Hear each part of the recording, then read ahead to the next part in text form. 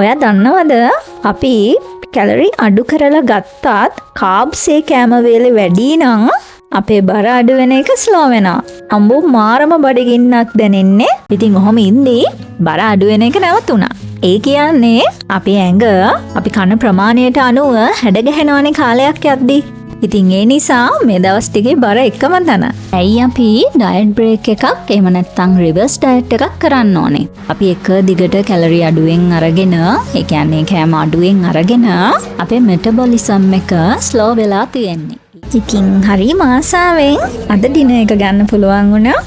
අපි ඉතින් කකා බිබී පැය 3ක් වගේ මෙතන ඉන්නේ නැති.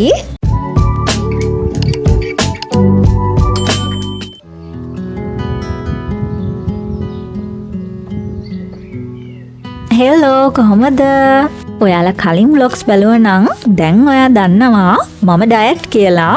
ඉතින් මම රස කෑම જાති හදලා කෑවා මේ ටිකේ. රස උනාට low calorie low carb කෑම තමයි මං කෑවේ. ඉතින් ඔහොම ඉද්දී මට තේරුණා මගේ ඇඟ අඩු වෙලා, කෙට්ටු වෙලා, මගේ ඇඳුම් එහෙමත් ලූස් කියලා මට දැනුණා. අයියෝ එතකොට නම් පොඩ්ඩක් දුකත් හිතෙනවා. මොකද ඉතින් අලුතෙන් ඇඳුම් ගන්න එපේ. මෙහෙම දිගටම ගියොත් නම් අලුතෙන් ඇඳුම් ගන්නත් වෙයි. කෙට්ටුනා වගේ නෙමෙයි ඒවටත් ලෑස්ති වෙන්න එපා. ඉතින් ඔහොම ඉඳී බර අඩු වෙන එක නැවතුණා. ඒ කියන්නේ අපේ ඇඟ අපි කන ප්‍රමාණයට අනුව හැඩ ගැහෙනවනේ කාලයක් යද්දී. ඉතින් ඒ නිසා මේ දවස් ටිකේ බර එකම තන. ඒ නිසා මම තීරණයක් ගත්තා ඩයට් බ්‍රේක් එකක් ගන්නවා කියලා. ඉතින් ඔෆිස් ඇරිලා ඇවිල්ලා අපි දෙන්න ගියා ටෙස්කෝ එකට මොන හරි රස කෑම જાති ටිකක් ගන්න. මොකද මේ ටිකේම ඩයට් නිසා ජංක් ෆුඩ් මුකුත් කෑවේ නැහැ. ඒ නිසා අපි ගත්තා පීට්සා එකක්.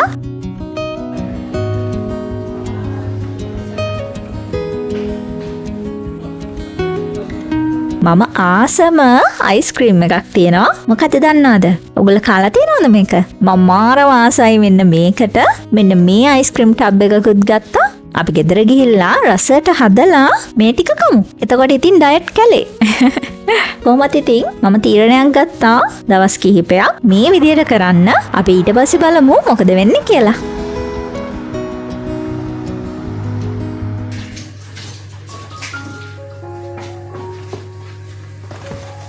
අපි මේ වගේ සුපර් මාකට් එකෙන් ගන්න පීට්සා වල මස් වර්ග, චීස් වර්ග එහෙම දාලා තියෙනවා අඩුයි. අපිට ඉතින් මදි. ඒ නිසා වෙනම චුට්ටක් හදලා පීට්සා එකට ඇඩ් කරලා තමයි මං අවන් එකට දාන්නේ. එතකොට ඉතින් හොඳට රසට කන්න පුළුවන්නේ. ඉතින් මම මස් කෑලි ටිකක් කපාගෙන ඒක මැරිනේට් කරලා මේ විදියට බැදගෙන පීට්සා එක උඩට එකතු කරලා අවන් එකට දානවා විනාඩි 17ක් වගේ. එහෙම තමයි ඉතින් ඒකේ කියලා තියෙන්නේ. ඉතින් අද රෑ කෑම එක උනේ පීට්සා. අම්බෝංග කාලෙකින් ඉතින් පීට්සා එකක් අද්දි මාරම රසයි. ඔය දන්නවද? ඩයට් කරාට පස්සේ කෑම වර්ගවල රස වැඩියෙන් දැනෙනවා. අශාන්ත දැනෙනවට වඩා මට රස දැනෙනවා. මොකද දැන් අපි කැලරි අඩුවෙන් අරගෙන, කාබ්ස් අඩුවෙන් අරගෙන, සීනි එහෙම කන්නෙත් නැහැ, රණි රස જાති කන්නෙත් නැහැ. ඒ වගේ ඉඳලා රස කෑමක් හම්බුනාම ඒකේ රස වැඩියෙන් දැනෙනවා අපිට. මං හිතන්නේ ඩයට් කරන කෙනෙක් බලනවා නම් ඔත් අනිවාර්යෙන් ඒකට ඇග්‍රි වෙයි. ඇයි අපි ඩයට් බ්‍රේක් එකක් එහෙම නැත්නම් රිවර්ස් ඩයට් එකක් කරන්න ඕනේ? අපි එක දිගට කැලරි අඩුවෙන් අරගෙන, ඒ කියන්නේ කෑම අඩුවෙන් අරගෙන අපේ මෙටබොලිසම් එක ස්ලෝ වෙලා තියෙන්නේ. ඒ නිසා මේ වගේ ඩයට් බ්‍රේක් එකක් ගත්තම අපේ ඇඟට සහ හෝමෝන්ස් වලට අවස්ථාවක් ලැබෙනවා ආපහු රීසෙට් වෙලා මෙටබොලිසම් එක අප් කරන්න. ඉතින් ඒක මට ලොකු උදව්වක් වුණා ආපහු ඩයට් කරද්දි බර හොඳින්ම අඩු වෙන්න. මං ඉස්සරහා vlogs වලදී ඔයගලන්ට ඒ ගැන පෙන්නන්නම්කෝ. මෙහෙම කරාම බර අඩුවීමේ වේගය වැඩි වෙනවා. මේ ඩයට් බ්‍රේක් එක මට ලොකු උදව්වක් වුණා. ඉතින් ඒ ගැන මං අනිවාර්යෙන්ම ඔයාලට කියන්නම් ඉස්සරහදී. ඉතින් මෙහෙම කරද්දී ඔයාට පොඩි හරි අවබෝධයක් තියෙන්න ඕනේ. ඔයා කන ප්‍රමාණය, ඔයාට ගන්න කැලරි ප්‍රමාණය, ඔයා කොච්චරක් වැඩිපුර ගන්නවද? දැන් ඩයට් එකක ඉඳලා බ්‍රේක් එකේදී ඔයා කොච්චරක් කැලරි වැඩි කරනවද?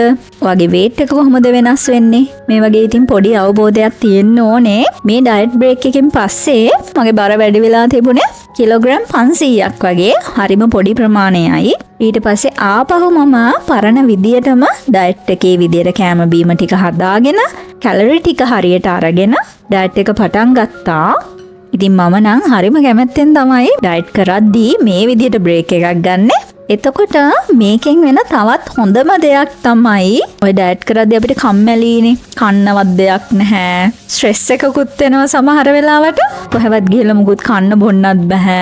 මූවි එකක් බලද්දී මොන හරි කඩචෝරුවක් කන්න බෑ. හරි කරදරයි ඉතින්. මේක ඉතින් කැමැත්තෙන්ම කරන්න ඕන දෙයක්. මොකද ලස්සනට ඇඟ තියාගෙන ඉන්න කැමති කෙනෙක් නම් අනිවාර්යයෙන්ම එයත් මම වගේම කැමති වෙයි මේ වගේ පොඩි කැපකිරීමක් කරන්න. පොඩි කාලෙකටනේ ඉතින්. ඔයා කොහොමද කැමති? ඉතින් ඩයට් බ්‍රේක් එකෙන් අපිට උදව්වක් වෙනවා. ආපහු පොඩ්ඩක් රිෆ්‍රෙෂ් වෙලාම ඩයට් එක පටන් ගන්න. ආපහු නිකන් අලුතෙන් පටන් ගන්නවා වගේ හැඟීමක් එනවා. මොකද දවස් 2-3ක් හරිම ආසාවෙන් කාලානේ මම ඉන්නේ. හැබැයි මම දන්න විදියට අහලා තියෙන විදියට ඩයට් එකක ඉන්න කෙනෙක් කෑම අඩුවෙන් කන කෙනෙක් ඊට කැලරි 500ක් වගේ වැඩිපුර සතියක් විතර කාලා මේ විදිහට ඩයට් බ්‍රේක් එකක් ගන්න පුළුවන්.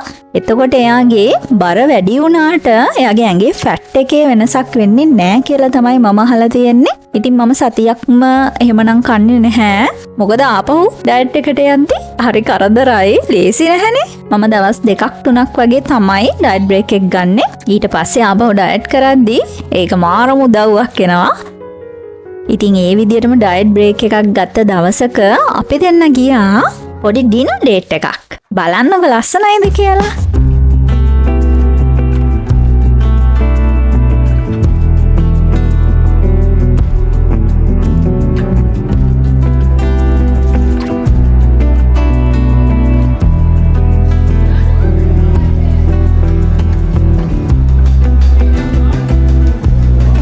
ඉතින් මුලින්ම ඩ්‍රින්ක්ස් විදියට මම ගත්තා කෝක් එකක්.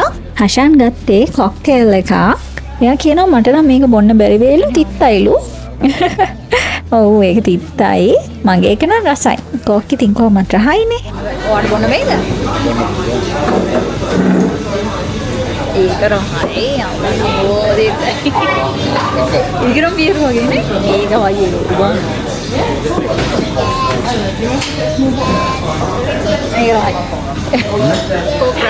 අපි දෙන්න ඕඩර් කළා බර්ගර්ස් දෙකක්. ඉතින් හරි ආසාවෙන් අද ඩිනර් එක ගන්න පුළුවන් වුණා.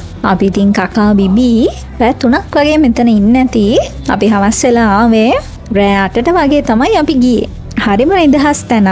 බර්ගර් එක නම් හැබැයි ලොකු රසක් නැහැ. සාමාන්‍යයි. ඒ වුණාට ඉතින් හරි ආසයි මේ වගේ ඇවිල්ලා කන්න. ෂොක් අනේ. මං හරි ආසයි එළියට ගිහිල්ලා කන්න. ඕගොල්ලොත් එහෙම වෙන්නේ නැති.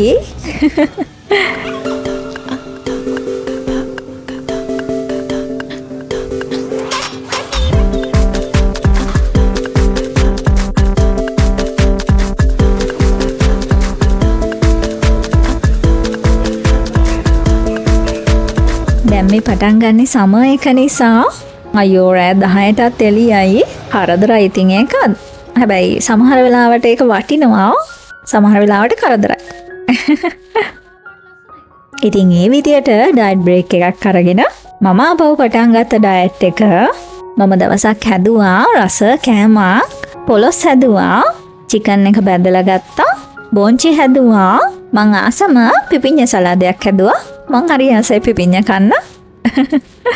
මේ බත් එක නම් බෙදන්නේ හෂාන්ට. දැන් බෙදන්නේ මට. ඉතින් මම බත් බෙදාගත්තී එක හැන්දක් වගේ වෙන්න තමයි මම බෙදාගන්නේ. මොකද බත්වල කැලරි කාබ්ස් වැඩියෙන් තියෙන නිසා. ඔයා දන්නවද අපි කැලරි අඩු කරලා ගත්තත් කාබ්ස් ඒ කෑම වේලේ වැඩි නම් අපේ බර අඩු වෙන එක ස්ලෝ වෙනවා. සහ අම්බෝ මාරම බඩගින්නක් දැනෙන්නේ. තව මොන හරි කන්න ඕනේ කියලා හිතනවා පැයකට විතර පස්සේ. හැබැයි අපි ගන්න කෑම වේලේ කාබ්ස් අඩුයි නම් ප්‍රෝටීන් ෆයිබර් එහෙම වැඩි නම් ඒ විදිහට දැනෙන්නේ නැහැ. බඩගින්න අඩුවෙන් තමයි දැනෙන්නේ. ඉතින් මම ඒක මේ ඩයට් එකේදී එක්ස්පීරියන්ස් කළා. ඒ නිසා අනිවාර්යෙන්ම ඩයට් කරන කෙනෙක් නම් කාබ්ස් අඩුවෙන් ගත්තොත් හොඳයි. මොකද එතකොට දිගටම අපිට ඩයට් එක හරියට කරගෙන යන්න පුළුවන්. අර ආපහු කන්න බඩගින්නක් ආසාවක් ඇති නොවන හින්දා ඒ නිසා මෙදාපාර මම ඩයට් කරද්දි බත් නම් කෑවේ හරිම අඩුවෙන්. ඒ වෙනුවට මම රස කෑම හදාගත්තනේ ඔට්ස් වලින්. ඔයගොල්ලෝ දැක්කනේ. දැක්කේ නැත්නම් කලින් vlogs ටික බලන්න. මේ දවස්වල අපි ඔෆිස් යන්නේ පයින් විනාඩි 15ක වගේ දුරක් තියෙන්නේ. ඒ වුණාට ඒකත් වටිනවා. ගිහිල්ලා එද්දි ඒකත් ඇඟට වදිනවා. ඒ නිසා ඇවිදින එකත් ගොඩාක් හොඳයි කියලා මට දැනුණා. මොකද මං ඒ පොඩි දුර හරි ඇවිදපු නිසා මට දැනුණා පහුවදාට එහෙම මගේ ඇඟ රිදෙනවා වගේ. අර එක්සර්සයිස් කරාම අපේ ඇඟ රිදෙන්නේ. ඒ වගේ ඒ කියන්නේ ඒකත් ඇඟට දැනිලා ඒකත් ඇඟට වැදිලා නේද කියලා මට හිතෙනවා. ඉතින් ඒ පොඩි දුරත් හරීම වටිනවා. මම නම් ඉතින් එක්සර්සයිස් කරන කම්මැලි කෙනෙක්. ඒ වුණාට මං ඇවිද්දා. මම මේ පාර ඇවිදින එක හරි කළා. ඉතින් පැය භාගයක් විනාඩි 40ක් විතර අපි බඩු ගන්න එහෙමත් පයින්ම තමයි ගියේ. ඉතින් ඔයා මගේ vlog එකට කැමති වුණා නම් අනිවාර්යෙන්ම කියන් යන්න. එහෙනම් ආපහු දවසක හම්බෙමු. bye.